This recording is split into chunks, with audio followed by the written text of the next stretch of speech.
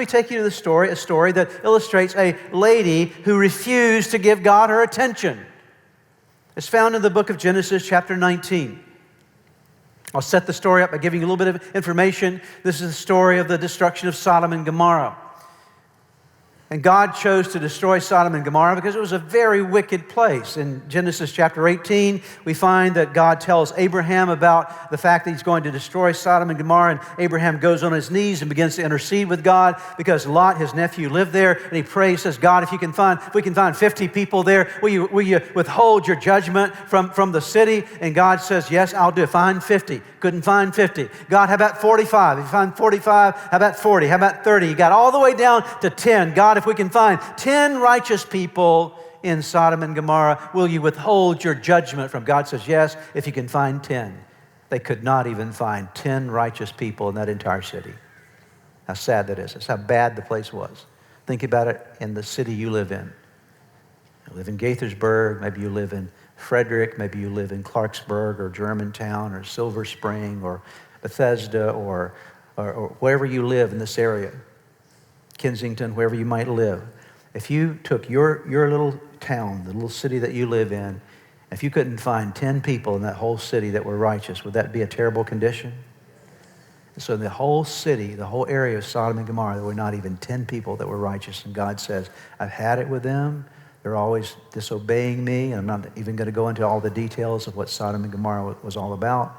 But God says, I'm going to have to destroy them because they're a blight on humanity. I can't let that evil continue. Notice what happens now in Genesis 19, beginning in verse number 12. Now that there are two angels that go down to Sodom and Gomorrah to tell Lot, who is Abraham's nephew, what's going to happen. Here's what transpires. The two men said to Lot, these two men represent two angels. These two men said to Lot, do you have anyone here? Anyone else here? Sons-in-law, sons or daughters? Anyone else in the city who belongs to you? Get them out of here. Because we're going to destroy this place. The outcry to the Lord against his people is so great that he sent us to destroy it. So Lot went out and spoke to his sons-in-law who were pledged to marry his daughters. He said, hurry, get out of this place because the Lord is about to destroy this city. But his sons-in-law thought he was joking. With the coming of dawn, the angels urged Lot, saying, hurry, take your wife and your two daughters who are here, or you will be swept away when the city is punished. When he hesitated, there's Lot, he's hesitating. He's not moving as God is asking him to. When he hesitated, the men grasped his hand and the hands of his wife and of his two daughters and led them safely out of the city, for the Lord was merciful to them. Here they are delaying that response, and God says, don't you understand? This is important. And the two angels grabbed them and mercifully dragged them out. Has God ever had to drag you out of some stuff? Mercy of God. He drags them out of the city, and notice what happens next. As soon as they had brought them out, one of them said, flee for your lives. One of these angels said, flee for your lives. Don't look back, and don't stop anywhere on the plain. Flee to the mountains, or you will be swept away. And so here's the calling. Get out of here.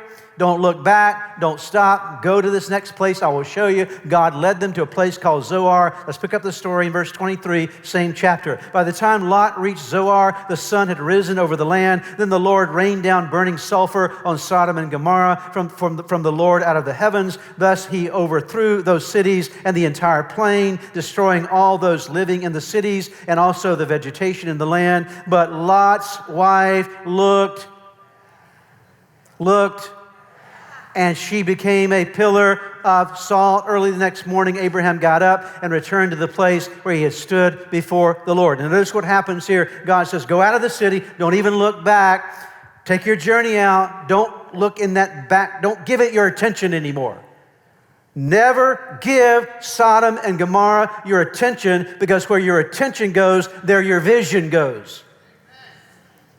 And so you don't need to have this vision of this city in your mind anymore. Don't give it any attention. Don't look. Notice he used the word look. You look with your eyes, okay? It's your vision, your attention. What are you looking at? Don't look back. But of course, here is this lady who still had an affection for Sodom and Gomorrah in her heart. She wasn't ready to give it up. It was still a home to her in her heart. She wanted to hold on to it even though it was a wicked place. So her attention turned backward to Sodom and Gomorrah. And she looked in that direction. Where her attention went, there her vision went. And because she was looking the wrong way instead of the right way, she became a pillar of salt.